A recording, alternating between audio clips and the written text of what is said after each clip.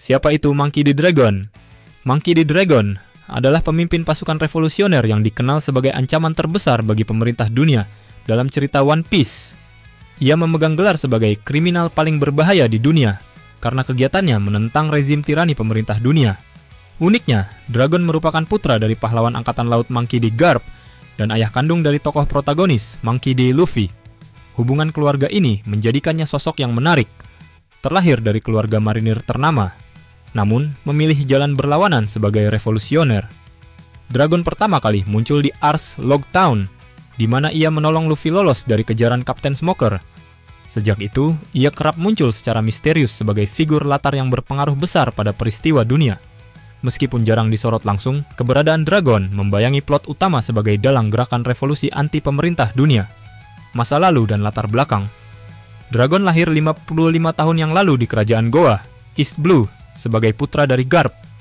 Sebagai bagian dari keluarga angkatan laut terkenal, Dragon sempat mengikuti jejak sang ayah menjadi anggota angkatan laut, marinir, di usia muda. Dorongan Garp yang sejak dini selalu menanamkan ide, jadilah marinir yang menjunjung keadilan, kemungkinan besar berpengaruh pada keputusan Dragon bergabung dengan angkatan laut. Selama berdinas, Dragon mendapatkan pelatihan militer yang mumpuni, pengetahuan taktik, logistik, dan navigasi, yang kelak berguna baginya memimpin pasukan revolusi. Akan tetapi, idealisme Dragon berbenturan dengan realitas di tubuh angkatan laut. Ia merasa tidak menemukan keadilan sejati yang diharapkannya di sana. Menurut sumber resmi, Dragon bahkan berkata, "Saya pernah menghabiskan waktu di angkatan laut. Sayangnya, saya tak menemukan sedikit pun keadilan yang mereka gembar-gemborkan di punggung mereka." Pernyataan ini mengindikasikan kekecewaannya terhadap konsep keadilan absolut yang dianut angkatan laut, terutama di era kepemimpinan keras seperti Sakazuki, Akainu. Sumber berbahasa Jepang pun mengonfirmasi hal ini, menyebut Dragon pernah bertugas di angkatan laut namun tidak berhasil menemukan keadilan di sana, sehingga ia meninggalkan dinas dan kemudian membentuk pasukan revolusioner. Kekecewaan mendalam terhadap ideologi angkatan laut, itulah yang menjadi awal titik balik dalam hidupnya. Puncak kekecewaan Dragon terhadap angkatan laut dan pemerintah dunia terjadi pada insiden Ohara. 22 tahun yang lalu, pemerintah dunia memusnahkan Pulau Ohara dengan Buster Call, operasi militer besar-besaran karena para sarjana Ohara meneliti sejarah terlarang poneglyph.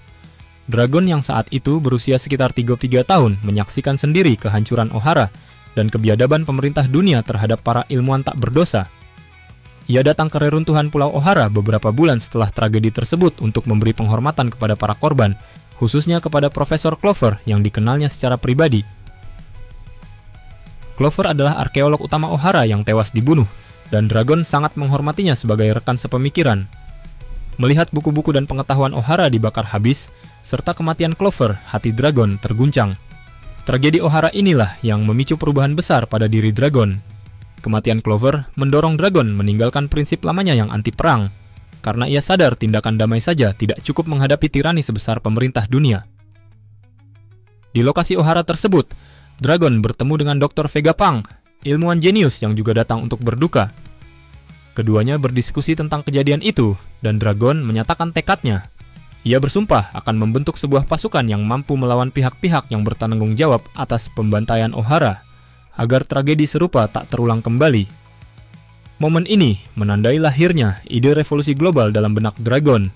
Ia tak lagi percaya pada angkatan laut maupun pemerintah dunia yang dianggapnya korup dan kejam, sehingga satu-satunya jalan adalah memerangi mereka secara langsung. Ideologi Dragon pun teguh. Keadilan sejati berarti melawan ketidakadilan sistemik, meski harus berhadapan dengan institusi sebesar pemerintah dunia. Awal terbentuknya pasukan revolusioner. Pasca insiden Ohara, Dragon bergerak mewujudkan sumpahnya. Ia mulai mengorganisir gerakan perlawanan bawah tanah yang pada awalnya dikenal dengan nama Freedom Fighters. Pasukan pembebasan, sebuah milisi kecil yang kekurangan dana, namun lantang memprotes penindasan di berbagai negara. Kelompok ini mulanya menempuh cara damai seperti demonstrasi untuk menyuarakan kemarahan rakyat terhadap pemerintah yang lalim. Aktivitas mereka cukup mengusik pihak berwenang hingga nama Dragon mulai muncul di surat kabar sebagai buronan terkenal, bahkan sebelum grupnya menjadi kekuatan besar. Seiring waktu, Dragon menyadari bahwa protes saja tidak cukup. Tekadnya melawan tirani kian bulat, apalagi setelah Ohara. Tahun yang sama, 22 tahun lalu, ketika Ohara hancur, Dragon mulai merekrut sekutu-sekutu kuat demi membentuk pasukan revolusi sesungguhnya. Salah satu misi awalnya adalah menggulingkan Raja Bokori yang kejam di kerajaan Sorbet. Dalam upaya ini, Dragon dibantu oleh Emporio Ivankov, seorang okama revolusioner dari Kamabaka, dan berhasil merekrut Bartholomew Kuma, mantan Raja Sorbet yang memberontak melawan tirani di negerinya. Selain Kuma, tergabung pula tokoh seperti Gini, rekan Ivankov, dalam gerakan Dragon. Kumpulan pejuang inilah yang kemudian bertransformasi menjadi pasukan revolusioner yang terorganisir. Setelah keberhasilan di Sorbet, Dragon secara resmi mengubah Freedom Fighters menjadi pasukan revolusioner dengan struktur militer yang lebih rapi dan tujuan menggulingkan pemerintah dunia. Motivasi awal Dragon membentuk pasukan revolusioner sangatlah idealis. Ia ingin mencegah kejadian seperti Ohara terulang dan membebaskan negeri-negeri yang tertindas oleh pemerintah dunia. Meskipun awalnya berjuang dengan sumber daya minim, gerakan Dragon perlahan mendapatkan dukungan. Ideologi dan karismanya menarik semakin banyak pengikut di berbagai penjuru dunia. Satu persatu bangsa yang menderita bergabung dalam gerakan ini, kadang melalui revolusi berdarah, kadang cukup dengan penggalangan dukungan rahasia. Dalam kurun waktu 2 dekade, pengaruh Dragon meluas pesat, menjadikannya musuh utama pemerintah dunia. Gelar Rebellious Dragon menegaskan posisinya sebagai sosok pembangkang yang berani melawan tatanan dunia. Pada titik ini, Dragon telah sepenuhnya meninggalkan identitasnya sebagai mantan marinir dan tampil sebagai pemimpin revolusi global yang bertekad meruntuhkan tirani demi keadilan sejati. Dengan demikian, bagian pertama, narasi Monkey D. Dragon menggambarkan transformasinya dari putra seorang marinir taat menjadi pemberontak nomor 1 di dunia One Piece. Pengalaman pahit menyaksikan ketidakadilan, seperti eksekusi Goldie Roger dan penghancuran Ohara, menumbuhkan tekad baja dalam diri Dragon untuk menentang ideologi keadilan absolut versi Angkatan Laut. Monkey D. Dragon bukan sekadar simbol pemberontakan. Ia adalah dalang yang menggerakkan revolusi dari balik tirai, dan pelan-pelan mengguncang pondasi pemerintah dunia. Tapi kekuasaan Dragon tidak dibangun dalam semalam. Ia mengumpulkan para pejuang, bukan dari kalangan elit, tapi dari orang-orang yang ditindas.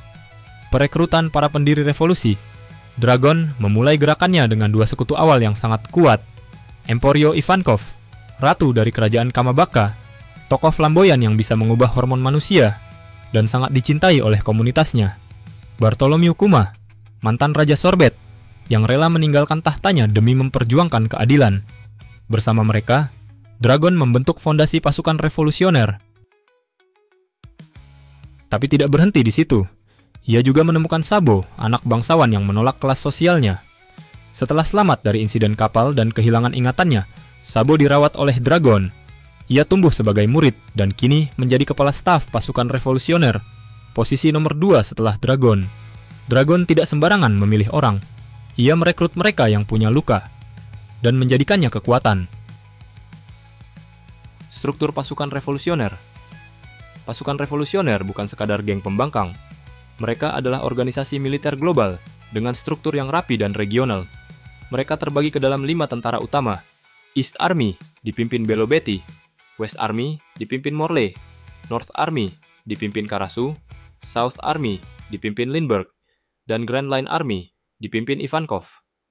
Masing-masing punya wakil, markas, dan misi di wilayahnya. Dan semuanya berkoordinasi langsung dengan Dragon di markas pusat.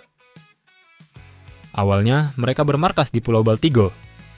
Namun setelah diserang Blackbeard, Dragon memindahkan markas ke kerajaan Kamabaka, wilayah kekuasaan Ivankov. Tapi kekuatan Dragon bukan cuma militer. Ia menyimpan pengetahuan rahasia yang bisa menghancurkan pemerintah dunia lebih dari senjata manapun. Ia tahu tentang tragedi Ohara, tentang bagaimana pemerintah dunia membantai seluruh pulau demi menyembunyikan sejarah. Ia tahu tentang Void Century, abad yang dihapus dari catatan dunia. Ia bahkan kini tahu soal Imu, sosok bayangan yang duduk di singgasana kosong. Informasi seperti ini adalah bom waktu, dan Dragon sedang menunggu waktu yang tepat untuk meledakkannya. Setelah deklarasi perang di Merigeoise, Dragon akan menjadi pemain utama dalam perang dunia berikutnya. Apakah ia akan turun langsung ke medan perang? Bisa jadi, tapi bisa juga. Ia tetap menjadi arsitek perang, dalang yang mengatur aliansi, strategi, dan waktu serangan. Dragon mungkin tidak akan melawan Imu secara langsung, tapi ia akan menjadi pemicu kejatuhan rezim yang telah berkuasa selama 800 tahun. Apakah dragon pemakan buah iblis? Sampai saat ini tidak ada konfirmasi, tapi ada banyak petunjuk. Saat Luffy akan dieksekusi di Locktown, angin badai muncul tiba-tiba. Di Great Terminal, saat api membakar rakyat, cuaca tiba-tiba berubah dan menyelamatkan mereka. Dan dragon selalu ada di tempat itu. Banyak yang percaya ia memakan buah berbasis angin atau cuaca, mungkin Kazekaze no Mi, atau bahkan kekuatan mitologis terkait badai. Namun Oda masih menyimpannya.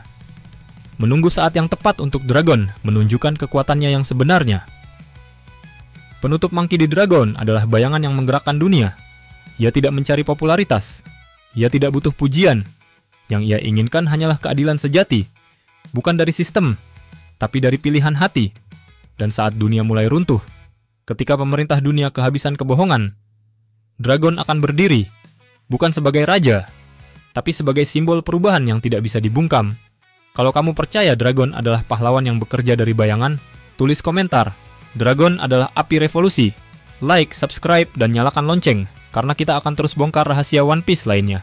Sampai jumpa di video selanjutnya, nakama!